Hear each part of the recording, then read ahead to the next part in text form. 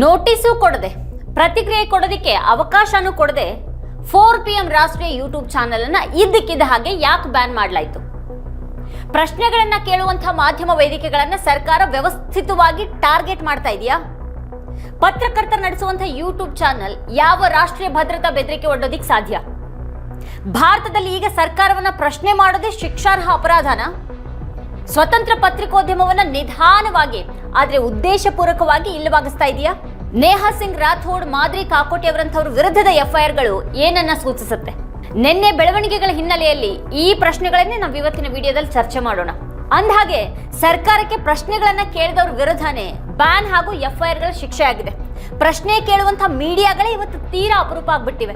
ಹಾಗಾಗಿ ಬೇರೆ ಯಾವುದೇ ಮೀಡಿಯಾ ಕೇಳದಂತಹ ಪ್ರಶ್ನೆಗಳನ್ನ ಕೇಳುವಂತ ನಿಮ್ಮ ವಾರ್ತಾ ಭಾರತಿ ಚಾನೆಲ್ ಅನ್ನ ನೀವು ಇನ್ನೂ ಸಬ್ಸ್ಕ್ರೈಬ್ ಮಾಡಿಲ್ಲ ಅನ್ನೋದಾದ್ರೆ ಈ ಕೂಡಲೇ ಈ ವಿಡಿಯೋ ಕೆಳಗೆ ಕಾಣ್ತಾ ಇರುವಂತಹ ಸಬ್ಸ್ಕ್ರೈಬ್ ಬಟನ್ ಹಾಗೆ ಪಕ್ಕದಲ್ಲಿರುವಂತಹ ಬೆಲ್ ಐಕಾನ್ ಪ್ರೆಸ್ ಮಾಡಿ ನಮ್ಮನ್ನ ಬೆಂಬಲಿಸಿ. ಹಾಗೆ ಈ ವಿಡಿಯೋವನ್ನ ಮಿಸ್ ಮಾಡದೆ ಕೊನೆವರೆಗೂ ನೋಡಿ. ಇದ್ರ ಬಗ್ಗೆ ನಿಮಗೆ ಏನು ಅಭಿಪ್ರಾಯ ಇದೆ ಅದನ್ನ ಕೆಳಗಡೆ ಕಮೆಂಟ್ ಮಾಡಿ. ಇದರ ಲಿಂಕ್ ಅನ್ನ ನಿಮ್ಮೆಲ್ಲ ಬಂಧು ಮಿತ್ರರಿಗೆ ವಾಟ್ಸ್ಆಪ್ ಮಾಡಿ.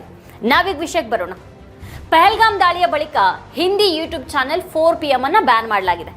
ಅದು ಒಂದು ದೊಡ್ಡ ಯೂಟ್ಯೂಬ್ ಚಾನೆಲ್, 70 ಲಕ್ಷಕ್ಕಿಂತಲೂ ಹೆಚ್ಚು ಚಂದಾದಾರರನ್ನ ಹೊಂದಿದೆ.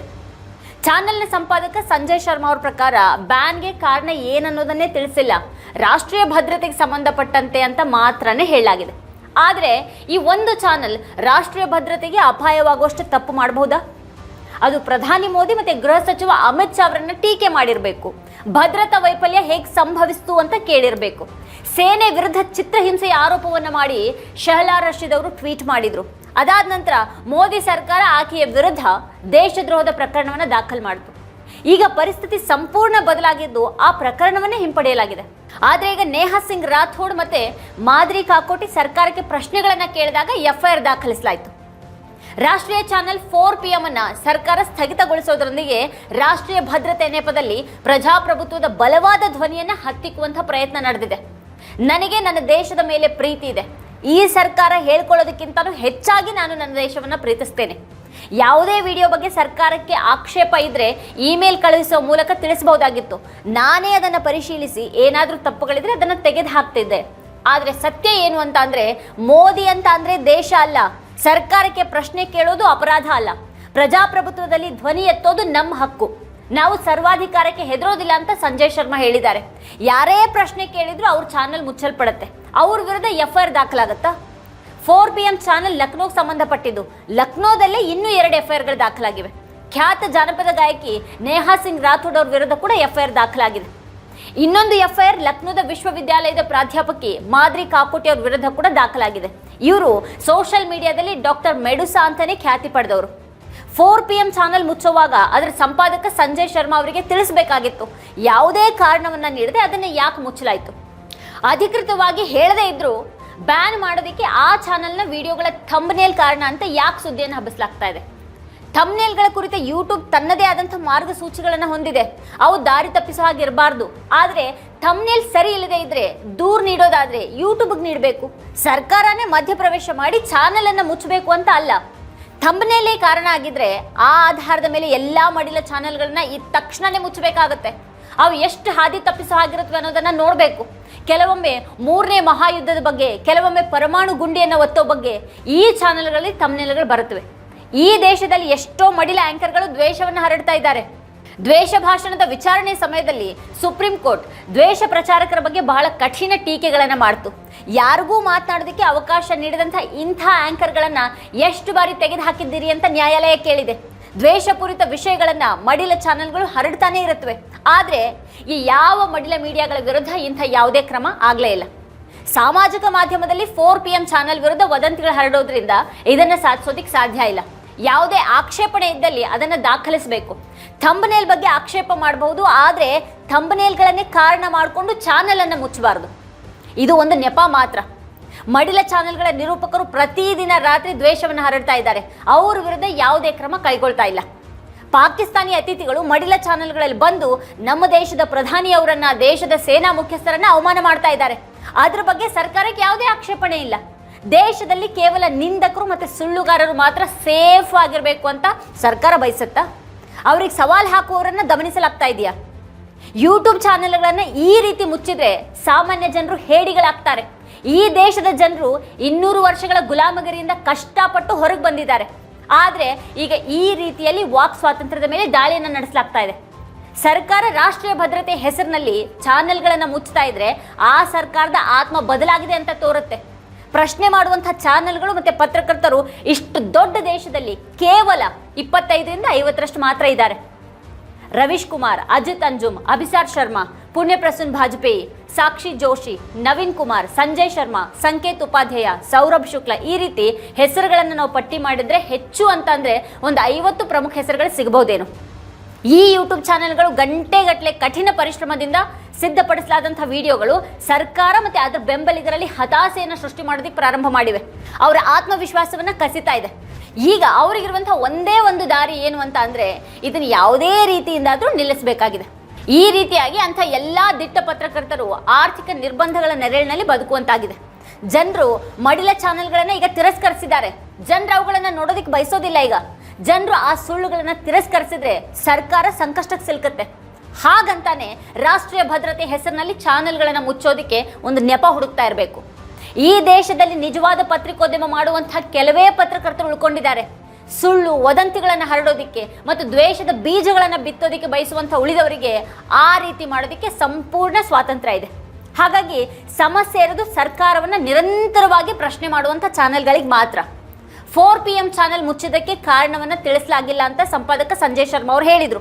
ರಾಷ್ಟ್ರೀಯ ಭದ್ರತೆಗೆ ಅಪಾಯ ತಂದೊಡ್ಡಿದಂಥ ಆ ತಪ್ಪಾದರೂ ಏನು? ಯಾವುದೋ ಒಂದು ವಿಡಿಯೋ ಸಮಸ್ಯೆ ಆಗಿದ್ರೆ ಆ ವಿಡಿಯೋವನ್ನು ತೆಗೆದು ಹಾಕಬಹುದಾಗಿತ್ತು. ಒಂದೇ ವಿಡಿಯೋದ ಕಾರಣಕ್ಕಾಗಿ ಇಡೀ ಚಾನೆಲನ್ನು ಯಾಕೆ ಸ್ಥಗಿತಗೊಳಿಸಲಾಗಿದೆ ಅಂದರೆ ಸರ್ಕಾರದ ಉದ್ದೇಶ ಬೇರೆನೇ ಇದೆ. ಮೋದಿ ಸರ್ಕಾರದ ಇತಿಹಾಸವನ್ನು ನೋಡಿದ್ರೆ ಕಾರಣಗಳನ್ನು ಇಲ್ಲಿ ಪ್ರತ್ಯೇಕವಾಗಿ ನಾವು ಹೇಳುವಂಥ ಅಗತ್ಯನೇ ಇಲ್ಲ. ಭಯೋತ್ಪಾದಕ ದಾಳಿಗೆ ಪ್ರತಿಕ್ರಿಯಿಸದೆ ಚಾನೆಲ್ ಅನ್ನು ಯಾಕೆ ಮುಚ್ಚಲಾಯಿತು? ಇದೇ ರಾಷ್ಟ್ರೀಯ ಭದ್ರತೆ ಹೆಸರಿನಲ್ಲಿ ಗೃಹ ಸಚಿವಾಲಯ ಕೇರಳದ ಮೀಡಿಯಾ 1 ಚಾನೆಲ್ ಅನ್ನು ಕೂಡ 1 ವರ್ಷಕ್ಕೂ ಹೆಚ್ಚು ಕಾಲ ಮುಚ್ಚಿತು. ಕಾರಣವನ್ನು ಹೇಳಲಿಲ್ಲ, ಹಾಗೆ ಚಾನೆಲ್ ನಿಂತು ಹೋಯಿತು. 2022 ಜನವರಿಯಲ್ಲಿ ಆ ಚಾನೆಲ್ ಅನ್ನು ನಿಷೇಧ ಮಾಡಲಾಯಿತು. ಪ್ರಕರಣ ವಿಚಾರಣೆ 1.5 ವರ್ಷಗಳ ಕಾಲ ಮುಂದುವರಿತು. ಸುಪ್ರೀಂ ಕೋರ್ಟ್ ವರೆಗೂ ಒಂದು ಕೇಸ್ ತಲುಪಿತು. ಆಗ ಮಾತ್ರ ಅದನ್ನು ಟಿವಿಯಲ್ಲಿ ಪ್ರಸಾರ ಮಾಡುವಂತ ಹಕ್ಕು ಸಿಕ್ತು. ತೀರ್ಪು ಬಂದಾಗ ಸುಪ್ರೀಂ ಕೋರ್ಟ್ನಲ್ಲಿ ಮಾಹಿತಿ ಮತ್ತು ಪ್ರಸಾರ ಸಚಿವಾಲಯದ ಎಲ್ಲಾ ವಾದಗಳು ಬಿದ್ದು ಹೋದವು. 2023 ಏಪ್ರಿಲ್ನಲ್ಲಿ ತೀರ್ಪು ಬಂತು. ಸರ್ಕಾರ ನಾಗರಿಕರ ಹಕ್ಕುಗಳನ್ನು ಹತ್ತಿಕ್ಕೋದಿಕ್ಕೆ ರಾಷ್ಟ್ರೀಯ ಭದ್ರತೆಯನ್ನು ಬಳಸ್ತಾ ಇದೆ ಅಂತ ಕೋರ್ಟ್ ಹೇಳ್ತು. ಚಾನೆಲ್ ಮೇಲಿನ ನಿಷೇಧ ರದ್ದುಗೊಳಿಸಿದ ತನ್ನ ತೀರ್ಪಿನಲ್ಲಿ ಸುಪ್ರೀಂ ಕೋರ್ಟ್ ಪೀಠ ರಾಷ್ಟ್ರೀಯ ಭದ್ರತೆಯ ಬಗ್ಗೆ ಆಧಾರರಹಿತ ಆರೋಪಗಳನ್ನು ಸರ್ಕಾರ ಮಾಡೋದಕ್ಕೆ ಸಾಧ್ಯ ಇಲ್ಲ ಅಂತ ಹೇಳಿದೆ. ಇದಕ್ಕೆ ಬಲವಾದಂತಹ ಕಾರಣಗಳಿರಬೇಕು. ಮೀಡಿಯಾ 1 ಪರವಾನಗಿ ನವೀಕರಣವನ್ನು ನಿಲ್ಲಿಸಿದ ರೀತಿ ಮಾಧ್ಯಮ ಸ್ವಾತಂತ್ರ್ಯದ ಮೇಲೆ ನಕಾರಾತ್ಮಕ ಪರಿಣಾಮವನ್ನು ಬೀರುತ್ತೆ.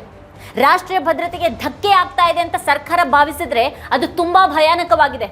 ಆ ಪರಿಸ್ಥಿತಿಯಲ್ಲೂ ಕೂಡ ಸರ್ಕಾರ ನಿಷ್ಪಕ್ಷವಾಗಿ ಕ್ರಮವನ್ನು ಕೈಗೊಳ್ಳಬೇಕಾಗತ್ತೆ ಅಂತ ಹೇಳ್ತು. ಯಾರ ವಿರುದ್ಧನೂ ಸುಮ್ಮನೆ ರಾಷ್ಟ್ರೀಯ ಭದ್ರತಾ ಆರೋಪಗಳನ್ನು ಮಾಡೋದಕ್ಕೆ ಸಾಧ್ಯ ಇಲ್ಲ ಅಂತ ಸುಪ್ರೀಂ ಕೋರ್ಟ್ ಹೇಳಿದೆ. ಹೀಗಾಗಿ 4 PM ಚಾನೆಲ್ ಅನ್ನು ಮುಚ್ಚುವಾಗ ಕಾರಣವನ್ನ ಯಾಕೆ ನೀಡಲಿಲ್ಲ ಅನ್ನುವಂಥ ಪ್ರಶ್ನೆಯಲ್ಲಿ ಬಹಳ ಮುಖ್ಯ ಆಗುತ್ತೆ. ನ್ಯಾಯಾಲಯದಲ್ಲಿ ಸಾಬೀತುಪಡಿಸುವ ಮೊದಲು ವಿಚಾರಣೆ ಹೆಸರಿನಲ್ಲಿ ಹಲವು ವರ್ಷಗಳು ಕಳೆಯುತ್ತವೆ ಅಂತ ಸರ್ಕಾರಕ್ಕೆ ಗೊತ್ತಿದೆ. ಅಂಥ ಆದೇಶಗಳು ಸರ್ಕಾರಕ್ಕೆ ಯಾವುದೇ ವ್ಯತ್ಯಾಸವನ್ನು ಉಂಟು ಮಾಡೋದಿಲ್ಲ. ಚಾನೆಲ್ಗಳನ್ನು ಮುಚ್ಚೋದು ಮತ್ತೆ ಪತ್ರಕರ್ತರ ವಿರುದ್ಧ ಪ್ರಕರಣಗಳನ್ನು ದಾಖಲಿಸುವಂಥ ಪ್ರಕ್ರಿಯೆ ನಡೀತಾನೆ ಇರುತ್ತೆ. ಈ ದೇಶದ ರಾಜಧಾನಿ ದೆಹಲಿಯಲ್ಲಿ ಒಬ್ಬ ಸಂಪಾದಕರನ್ನ ಅಕ್ರಮವಾಗಿ ಅರೆಸ್ಟ್ ಮಾಡಲಾಯಿತು. ನ್ಯೂಸ್ ಕ್ಲಿಕ್ ಮೇಲೆ ದಾಳಿ ನಡೆಸಿ ಅದರ ಸ್ಥಾಪಕ ಸಂಪಾದಕರನ್ನ ಅಕ್ರಮವಾಗಿ ಅರೆಸ್ಟ್ ಮಾಡಲಾಯಿತು. ಅವರ ಬಂಧನ ಕಾನೂನು ಬಾಹಿರ ಅಂತ ಸುಪ್ರೀಂ ಕೋರ್ಟ್ ಹೇಳಿದೆ. 7 ತಿಂಗಳ ನಂತರ ಅವರನ್ನ ಬಿಡುಗಡೆ ಮಾಡಲಾಯಿತು. ಆದರೆ ನ್ಯೂಸ್ ಕ್ಲಿಕ್ ಅನ್ನು ಮತ್ತೆ ಕಟ್ಟೋದಿಕ್ಕೆ ಸಾಧ್ಯ ಆಗಲಿಲ್ಲ. ಅವರು ಉದ್ಯೋಗಿಗಳು ಕೆಲಸವನ್ನ ಕಳೆದುಕೊಂಡ್ರು. ಸುಳ್ಳು ಆರೋಪಗಳಿಂದಾಗಿ ಒಂದು ಪ್ರಮುಖ ಮಾಧ್ಯಮ ವೆಬ್ಸೈಟ್ ಅನ್ನು ಶಾಶ್ವತವಾಗಿ ಮುಚ್ಚಲಾಯಿತು. ಸರ್ಕಾರ ಯುವಕರಿಗೆ ಉದ್ಯೋಗ ನೀಡೋದಕ್ಕೆ ಸಾಧ್ಯ ಆಗ್ತಾ ಇಲ್ಲ. ಆದರೆ ಸ್ವಂತವಾಗಿ ಒಂದು ಸಣ್ಣ ಚಾನೆಲ್ ನಡೆಸುವವರು ಕೆಲವು ಜನರಿಗೆ ಉದ್ಯೋಗ ಸೃಷ್ಟಿ ಮಾಡ್ತಾರೆ. ಆದರೆ ಅವುಗಳನ್ನೇ ಕಾರಣವನ್ನು ಕೊಡದೆ ಮುಚ್ಚಿಬಿಡ್ತಾರೆ. ಬೆದರಿಕೆಗಳು ಮತ್ತೆ ಮುಚ್ಚುವಿಕೆಯ ಭಯದ ನಡುವೆಯೂ ಒಬ್ಬರು ತಮ್ಮದೇ ಆದಂಥ ಒಂದು ಚಾನೆಲ್ ಅನ್ನು ನಡೆಸೋದಕ್ಕೆ ಸಾಧ್ಯ ಇದೆಯಾ? ಮೋದಿ ಸರ್ಕಾರ ಯೂಟ್ಯೂಬ್ ಕೂಡ ಪ್ರಶ್ನೆಗಳನ್ನು ಎತ್ತುವಂಥ ವೇದಿಕೆ ಆಗಬಾರ್ದು ಅಂತ ಬಯಸುತ್ತಾ? ಯೂಟ್ಯೂಬ್ ಕೂಡ ಮಡಿಲ ಮೀಡಿಯಾದ ಜಾಗವಾಗಿ ಬದಲಾಗಬೇಕು ಅಂತ ಸರ್ಕಾರ ಬಯಸುತ್ತಾ? ಒಬ್ಬರ ಚಾನೆಲ್ ಅನ್ನು ಇಷ್ಟು ಸುಲಭವಾಗಿ ಮುಚ್ಚೋದಿಕ್ಕೆ ಸಾಧ್ಯ ಆದರೆ ಪ್ರಸಾರ ಮಸೂದೆ ಮತ್ತು ಇತರ ನಿಯಮಗಳ ಅಗತ್ಯ ಏನಿದೆ? ಸರ್ಕಾರಕ್ಕೆ ಅಭಿವ್ಯಕ್ತಿ ಸ್ವಾತಂತ್ರ್ಯ ಅನ್ನೋದು ಗೊತ್ತಿಲ್ವಾ? ಸ್ವಾತಂತ್ರ್ಯದ ವಿಷಯದಲ್ಲಿ ಸುಪ್ರೀಂ ಕೋರ್ಟ್ ಪೊಲೀಸರಿಗೆ ಏನು ಛೀಮಾರಿ ಹಾಕ್ತ ಅನ್ನೋದು ಗೊತ್ತಿದೆ. ಕಾಂಗ್ರೆಸ್ ಸಂಸದ ಇಮ್ರಾನ್ ಪ್ರತಾಪ್ ಗಢಿ ಸಾಮಾಜಿಕ ಮಾಧ್ಯಮದಲ್ಲಿ ಕೇವಲ ಒಂದು ಕವಿತೆಯನ್ನು ಪೋಸ್ಟ್ ಮಾಡಿದ್ದಕ್ಕೆ ಅವ್ರ ವಿರುದ್ಧ FIR ದಾಖಲಾಗಿತ್ತು. ಸಂವಿಧಾನ ಜಾರಿಗೆ ಬಂದು 75 ವರ್ಷಗಳು ಕಳೆದರೂ ಪೊಲೀಸರು ಅಭಿವ್ಯಕ್ತಿ ಸ್ವಾತಂತ್ರ್ಯವನ್ನು ಇನ್ನೂ ಅರ್ಥ ಮಾಡ್ಕೊಳ್ಬೇಕಾಗಿದೆ ಅಂತ ನ್ಯಾಯಾಲಯ ಹೇಳ್ತು. ಆದರೆ ಏನು ಬದಲಾಯಿತು? ಇಮ್ರಾನ್ ಪ್ರತಾಪ್ ಗಡಿ ಪ್ರಕರಣದಲ್ಲಿ ಸುಪ್ರೀಂ ಕೋರ್ಟ್ನ ತೀರ್ಪು ಅಭಿವ್ಯಕ್ತಿ ಸ್ವಾತಂತ್ರ್ಯವನ್ನ ಬೆಂಬಲಿಸುತ್ತೆ. ಈ ನಿರ್ಧಾರದ ನಂತರ ಕೂಡ ಪ್ರಜಾಪ್ರಭುತ್ವದಲ್ಲಿ ದುರ್ಬಲ ವರ್ಗಗಳ ಪರವಾಗಿ ಧ್ವನಿ ಎತ್ತುವವರು ಮತ್ತೆ ಸರ್ಕಾರವನ್ನ ಪ್ರಶ್ನೆ ಮಾಡುವವರು ಅಸಹಾಯಕರಾಗಿದ್ದಾರೆ. ಜಾನಪದ ಗಾಯಕಿ ನೇಹಾ ಸಿಂಗ್ ರಾಥೋಡ್ ಕವನ ಬರೀತಾರೆ, ಹಾಡ್ತಾರೆ. ಅವರು ಭೋಜ್ಪುರಿಯಲ್ಲಿ ಬಹಳ ಜನಪ್ರಿಯ. ಅವ್ರ ಹಾಡು ಎಲ್ಲೆಡೆ ಕೇಳಿಬರುತ್ತೆ. ಅವ್ರ ಹಾಡು ಪಾಕಿಸ್ತಾನದಲ್ಲಿ ವೈರಲ್ ಆಯ್ತು. ಹಾಗಾದ್ರೆ ಅವ್ರು ಅಪರಾಧ ಮಾಡಿದ್ರ? ಮಡಿಲ ಚಾನೆಲ್ಗಳಲ್ಲಿ ಪಾಕಿಸ್ತಾನದ ಭಾಷಣಕಾರರನ್ನ ಆಗಾಗ ಆಹ್ವಾನಿಸಲಾಗ್ತಿದೆ. ಅವರು ಅಸಂಬದ್ಧವಾಗಿ ಭಾರತದ ವಿರುದ್ಧ ಏನೇನೋ ಮಾತಾಡ್ತಾರೆ. ಆದ್ರೆ ಯಾರು ಅವರನ್ನ ತಡಿಲಿಲ್ಲ. ಆ ಚಾನೆಲ್ಗಳನ್ನ ಯಾರು ಮುಚ್ಚಲಿಲ್ಲ. ಪಾಕಿಸ್ತಾನಿಗಳು ಬಂದು ಭಾರತೀಯ ಚಾನೆಲ್ಗಳಲ್ಲಿ ಏನ್ ಬೇಕಾದ್ರೂ ಹೇಳಬಹುದು. ಆದ್ರೆ ನೇಹಾ ಸಿಂಗ್ ರಾಥೋಡ್ ಹಾಡಿದ್ರೆ ಅಥವಾ ಮಾತಾಡಿದ್ರೆ FIR ದಾಖಲಾಗುತ್ತೆ. ಪೊಲೀಸರು ಶೆಹಲಾ ರಶೀದ್ ವಿರುದ್ಧ ದೇಶದ್ರೋಹ ಪ್ರಕರಣವನ್ನು ದಾಖಲಿಸಿದ್ರು. ಶೆಹಲಾ JNU ವಿದ್ಯಾರ್ಥಿ ಸಂಘದ ಉಪಾಧ್ಯಕ್ಷರಾಗಿದ್ದವರು. ಎರಡು ಸಮುದಾಯಗಳ ನಡುವೆ ದ್ವೇಷವನ್ನು ಹುಟ್ಟಾಕೋದು, ದೇಶದ್ರೋಹ ಮತ್ತೆ ಸೇನೆಯ ವಿರುದ್ಧ ಪ್ರತಿಕೂಲ ಹೇಳಿಕೆಗಳನ್ನು ನೀಡಿದ್ದಕ್ಕಾಗಿ ಪೊಲೀಸರು ಅವರ ವಿರುದ್ಧ ಹಲವಾರು ಸೆಕ್ಷನ್ಗಳನ್ನು ದಾಖಲಿಸಿದ್ದಾರೆ. ಈ ಎಲ್ಲಾ ಪ್ರಕರಣಗಳು 2019ರಲ್ಲಿ ದಾಖಲಾಗಿವೆ. 2025 ಮಾರ್ಚ್ 2ರಂದು ಪೊಲೀಸರು ಈ ಒಂದು ಪ್ರಕರಣವನ್ನು ಹಿಂತೆಗೆದುಕೊಂಡ್ರು. ದೆಹಲಿಯ ಲೆಫ್ಟಿನೆಂಟ್ ಗವರ್ನರ್ ಅವರು ವಿಚಾರಣೆಗೆ ಅನುಮತಿಯನ್ನು ಹಿಂತೆಗೆದುಕೊಂಡಿದ್ದಾರೆ ಅಂತ ಪ್ರಾಸಿಕ್ಯೂಷನ್ ನ್ಯಾಯಾಲಯಕ್ಕೆ ತಿಳಿಸಿದೆ. ಒಮ್ಮೆ ಪೊಲೀಸರು ಶೆಹಲಾ ರಶೀದ್ ವಿರುದ್ಧ ದೇಶದ್ರೋಹ ಪ್ರಕರಣವನ್ನು ದಾಖಲಿಸಿದ್ರು ಮತ್ತೆ ಈಗ ಅದನ್ನ ಹಿಂತೆಗೆದುಕೊಂಡಿದ್ದಾರೆ. ಶೆಹಲಾ JNU ವಿದ್ಯಾರ್ಥಿ ಸಂಘದ ಉಪಾಧ್ಯಕ್ಷೆಯಾಗಿದ್ದಾಗ ಅವರನ್ನ ನಿರಂತರವಾಗಿ ಸುತ್ತುವರೆದಿದ್ರು. 2019 ಆಗಸ್ಟ್ನಲ್ಲಿ ಶೆಹಲಾ ರಶೀದ್ ಭಾರತೀಯ ಸೇನೆಯ ವಿರುದ್ಧನೇ ಟೀಕಾ ಪ್ರಹಾರ ಮಾಡಿದ್ರು, ಚಿತ್ರಹಿಂಸೆಯ ಆರೋಪಗಳನ್ನ ಮಾಡಿದ್ರು. ಆದ್ರೆ ಸರ್ಕಾರ ಈಗ ಈ ಪ್ರಕರಣವನ್ನು ಯಾಕೆ ಹಿಂತೆಗೆದುಕೊಂಡಿತು? 5 ವರ್ಷಗಳ ಕಾಲ ಪೊಲೀಸರು ಮತ್ತೆ ನ್ಯಾಯಾಲಯದ ಸಮಯ ಯಾಕೆ ವ್ಯರ್ಥ ಆಯಿತು? ನೇಹಾ ಸಿಂಗ್ ರಾಥೋಡ್ ಅವರ ವಿಡಿಯೋ ಪಾಕಿಸ್ತಾನದಲ್ಲಿ ವೈರಲ್ ಆದಾಗ ಗಂಭೀರ ಸೆಕ್ಷನ್ಗಳ ಅಡಿಯಲ್ಲಿ ಇಲ್ಲಿ FIR ದಾಖಲಿಸಲಾಗಿದೆ. ನೇಹಾ ಅವರ ಹಾಡು ವೈರಲ್ ಆಗಿರೋದ್ರಲ್ಲಿ ಏನಾದ್ರೂ ಸಮಸ್ಯೆ ಇದೆಯಾ? ಅಥವಾ ನೇಹಾ ಸಿಂಗ್ ರಾಥೋಡ್ ಅವರ ಹಾಡು ಭಾರತದ ಜನರಲ್ಲಿ ವೈರಲ್ ಆಗೋದಕ್ಕೆ ಪ್ರಾರಂಭ ಮಾಡಿದೆಯಾ? ಎಲ್ಲಾ BJP ನಾಯಕರ ಒಟ್ಟು ಮಕ್ಕಳ ಸಂಖ್ಯೆಗಿಂತ ನನ್ನ ಸಂಬಂಧಿಕರು ಮತ್ತೆ ಕುಟುಂಬ ಸದಸ್ಯರು ಸೇನೆಯಲ್ಲಿ ತಮ್ಮ ಪ್ರಾಣವನ್ನೇ ಪಣಕ್ಕಿಟ್ಟಿದ್ದಾರೆ. ದೇಶದ ಮುಖ್ಯವಾಹಿನಿಯ ಮಾಧ್ಯಮ ದೇಶದ್ರೋಹಿ ಅಂತ ಹೇಳ್ತೀನಿ.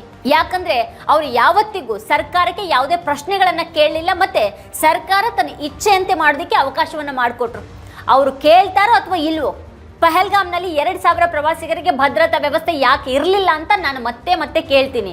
ಇದಕ್ಕೆ ಯಾರು ಹೊಣೆ? ಭಯೋತ್ಪಾದಕ ದಾಳಿಯ ನಂತರ ಬಿಹಾರದಲ್ಲಿ ರ್ಯಾಲಿ ನಡೆಸೋದು ಅಗತ್ಯವಾಗಿತ್ತ? ಬಿಜೆಪಿಯ IT ಸೆಲ್ ದೇಶವನ್ನ ಹಿಂದೂ ಮತ್ತೆ ಮುಸ್ಲಿಂ ಅಂತ ಒಡೆಯೋದಿಕ್ಕೆ ನೋಡ್ತಾ ಇದೆ. ಹಾಗಾಗಿ ಅದು ದೇಶದ್ರೋಹಿ. ಏನಾದ್ರೂ ಉತ್ತರ ಇದೆಯಾ? ಅವರು ನನ್ನನ್ನು ದೇಶದ್ರೋಹಿ ಅಂತ ಕರೀತಾರೆ ಅಂತ ನೇಹಾ ಸಿಂಗ್ ರಾಥೋಡ್ ಖಡಕ್ ಆಗಿ ಮಾತಾಡಿದ್ದಾರೆ. भाजपा का IT सेल मुझे देशद्रोही बताकर ट्विटर पर ट्रेंड चला रहा है, सिर्फ इसलिए कि मैं देश के प्रधानमंत्री से सवाल पूछती हूँ। ये लोग मुझे देशद्रोही इसलिए कह रहे हैं क्योंकि पाकिस्तान के किसी ट्विटर अकाउंट ने मेरा वीडियो कॉपी करके लगा दिया। भाजपा का IT सेल और गोदी मीडिया के बिके हुए सरकारी पत्रकार देशभक्ति का सर्टिफिकेट बांट रहे हैं। वो लोग जिन्होंने देश को धर्म के नाम पर बांटने में कोई कसर नहीं छोड़ी, वो देशद्रोही और देशभक्त का सर्टिफिकेट बांट रहे हैं। मैंने आज तक कभी नहीं बताया, कहना जरूरी नहीं समझा, लेकिन आज जब बात मेरी देशभक्ति पर आ गई है तो जान लीजिए मेरे परिवार और खानदान के कुल मिलाकर 14 लोग भारतीय सेना और अर्धसैनिक बलों में अपनी जान दांव पर लगा चुके हैं।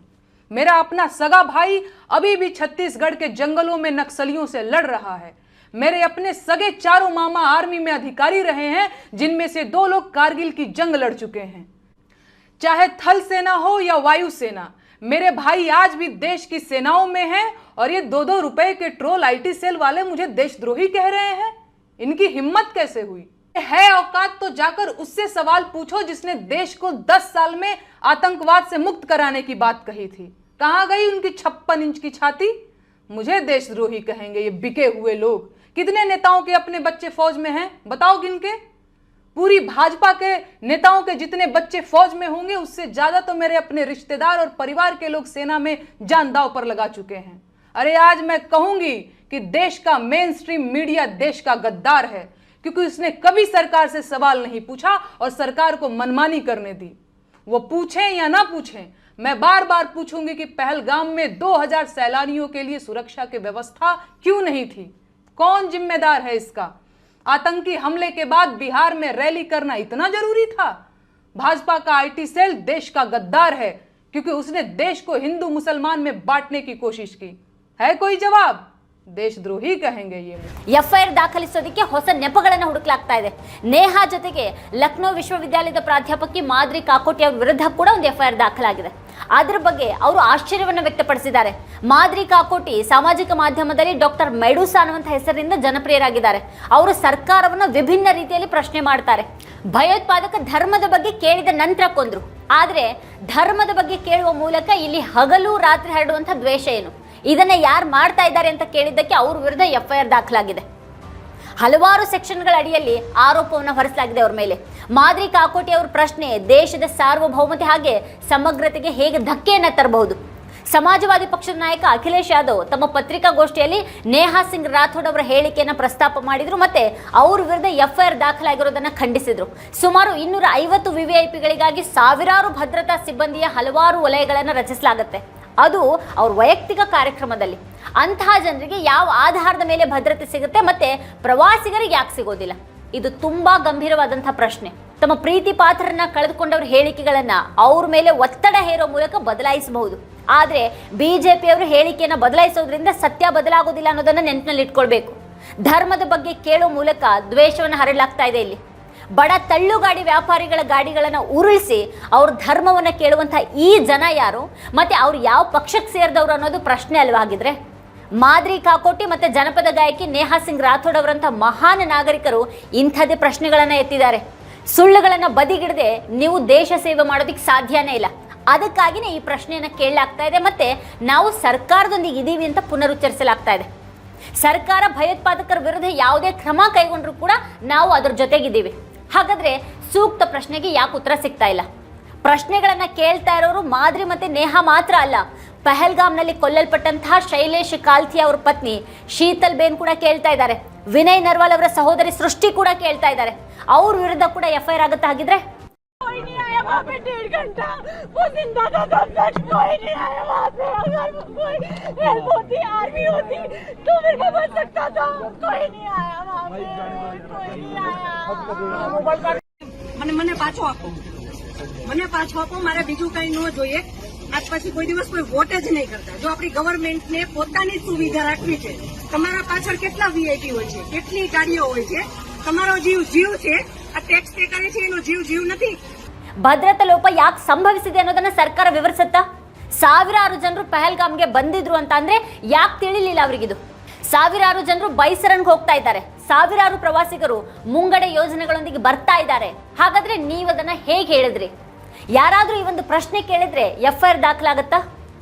ಪಹಲ್ಗಾಮ್ ದಾಳಿಯ ನಂತರ ಸಾಮಾಜಿಕ ಮಾಧ್ಯಮದಲ್ಲಿ ಬರೆದಿದ್ದಕ್ಕಾಗಿ ಈಶಾನ್ಯದಲ್ಲಿ 22 ಜನರನ್ನ ಅರೆಸ್ಟ್ ಮಾಡಲಾಗಿದೆ. ಈ ಪೈಕಿ 17 ಜನರನ್ನ ಅಸ್ಸಾಂನಲ್ಲಿ ಅರೆಸ್ಟ್ ಮಾಡಲಾಗಿದೆ ಅನ್ನುವಂಥ ಸುದ್ದಿ ಇದೆ. ಈ 22 ಜನರು ಭಾರತದ ವಿರುದ್ಧ ಏನು ಬರೆದಿದ್ದಾರೆ ಅಥವಾ ಪಾಕಿಸ್ತಾನವನ್ನು ಬೆಂಬಲಿಸಿ ಏನು ಬರೆದಿದ್ದಾರೆ ಅನ್ನೋದು ವರದಿಗಳಿಂದ ಸ್ಪಷ್ಟ ಆಗಿಲ್ಲ. ಭಾರತ ವಿರೋಧಿ ಪೋಸ್ಟ್ಗಳಿಗಾಗಿ ಅವರನ್ನು ಅರೆಸ್ಟ್ ಮಾಡಲಾಗಿದೆ ಅಂತ ಮಾತ್ರನೇ ಬರೆಯಲಾಗ್ತಾ ಇದೆ. ಯಾರಾದರೂ ಪಾಕಿಸ್ತಾನವನ್ನ ನೇರವಾಗಿ ಅಥವಾ ಪರೋಕ್ಷವಾಗಿ ಬೆಂಬಲಿಸ್ತಾ ಇರೋದು ಕಂಡು ಬಂದ್ರೆ ಅದನ್ನ ಸಹಿಸಲಾಗೋದಿಲ್ಲ ಅಂತ ಮುಖ್ಯಮಂತ್ರಿ ಹೇಮಂತ್ ಬಿಸ್ವಾ ಶರ್ಮಾ ಅವರು ಟ್ವೀಟ್ ಮಾಡಿದ್ದಾರೆ. ಪಾಕಿಸ್ತಾನಕ್ಕೆ ಪರೋಕ್ಷ ಬೆಂಬಲದ ವ್ಯಾಖ್ಯಾನ ಏನು ಮತ್ತೆ ಅದನ್ನ ಯಾವ ಆಧಾರದ ಮೇಲೆ ನಿರ್ಧಾರ ಮಾಡಲಾಯಿತು? ಯಾವ ಕಾನೂನಿನ ಅಡಿಯಲ್ಲಿ ಇಂಥ ಒಂದು ಕ್ರಮವನ್ನು ಕೈಗೊಳ್ಳಲಾಗ್ತಾ ಇದೆ? ಸರ್ಕಾರ ಒಮ್ಮೆ ಯೋಚನೆ ಮಾಡಬೇಕು. ನೇಹಾ ಸಿಂಗ್ ರಾಥೋಡ್ ಮಾತನಾಡುವಾಗ, ಮಾದ್ರಿ ಕಾಕೋಟಿ ಮಾತನಾಡುವಾಗ ಈ ಪ್ರಜಾಪ್ರಭುತ್ವ ಸುಂದರವಾಗಿ ಕಾಣುತ್ತೆ. ನೇಹಾ ಮತ್ತೆ ಮಾದ್ರಿ ಅಂತ ಧ್ವನಿಗಳ ವಿಶೇಷತೆ ಏನು ಅಂತ ಅಂದ್ರೆ ಅವ್ರ ಹಿಂದೆ ಯಾವುದೇ ಭದ್ರತೆ ಇರೋದಿಲ್ಲ. ಪ್ರಶ್ನೆಗಳನ್ನ ಕೇಳುವವರನ್ನ ರಾಷ್ಟ್ರೀಯ ಭದ್ರತೆ ನೆಪದಲ್ಲಿ ಗುರಿ ಮಾಡಬಹುದು. ಸರ್ಕಾರದ ತಪ್ಪುಗಳನ್ನ ಮುಚ್ಚಿ ಹಾಕಬಹುದು. ಇದು ಸರ್ಕಾರದ 3ನೇ ಅವಧಿ. ಸಾರ್ವಜನಿಕರು ಕೇಳೋದಕ್ಕೆ ಪ್ರಾರಂಭ ಮಾಡಿದ್ದಾರೆ ಅಂತ ಅದಕ್ಕೆ ತಿಳಿದಿದೆ. ಪ್ರಶ್ನೆಗಳನ್ನ ಕೇಳುವಂಥ ಜನರನ್ನ ಈಗ ದಮನಿಸಲಾಗ್ತಾ ಇದೆ. ಇವತ್ತಿನ ಭಾರತದಲ್ಲಿ ಸಾರ್ವಜನಿಕರು ನಂಬುವಂಥ ಒಂದೇ ಒಂದು ಪ್ರಮುಖ ಸುದ್ದಿವಾಹಿನಿ ಕೂಡ ಇಲ್ಲ. ಬ್ರಿಟಿಷ್ ಸರ್ಕಾರ ಕೂಡ ಜೈಲಿನ ಹೆಸರಿನಲ್ಲಿ ಭಾರತದ ಜನರನ್ನ ಹೆದರಿಸ್ತಾ ಇತ್ತು. ಈಗ ನಮ್ಮದೇ ಸರ್ಕಾರ ಆ ಒಂದು ಕೆಲಸ ಮಾಡ್ತಾ ಇದೆ. ಗಾಂಧೀಜಿ ಜೈಲಿಗೆ ಹೋಗೋದನ್ನ ಒಂದು ಆಟವನ್ನಾಗಿ ಬದಲಾಯಿಸಿದ್ರು. ಜೈಲಿನ ಭಯ ದೂರ ಆಗಿತ್ತು. ಸರ್ಕಾರ ಇಡ್ತಾ ಇರುವಂಥ ಭಯಕ್ಕೆ ಇದು ಒಂದೇ ಮದ್ದೀಗ. ಇದೇ ಇವತ್ತಿನ ಸ್ಪೆಷಲ್. ನೋಡ್ತಾ ಇರಿ ವಾರ್ತಾ ಭಾರತಿ. ನೀವಿನ್ನೂ ವಾರ್ತಾ ಭಾರತಿ ಯೂಟ್ಯೂಬ್ ಚಾನಲನ್ನು ಸಬ್ಸ್ಕ್ರೈಬ್ ಮಾಡಿಲ್ಲ ಅನ್ನೋದಾದರೆ ಈ ಕೂಡಲೇ ಸಬ್ಸ್ಕ್ರೈಬ್ ಮಾಡಿ. ಹಾಗೆ ಪಕ್ಕದಲ್ಲಿರುವಂಥ ಬೆಲ್ ಐಕಾನ್ನ ಪ್ರೆಸ್ ಮಾಡಿ ನಮ್ಮನ್ನು ಬೆಂಬಲಿಸಿ.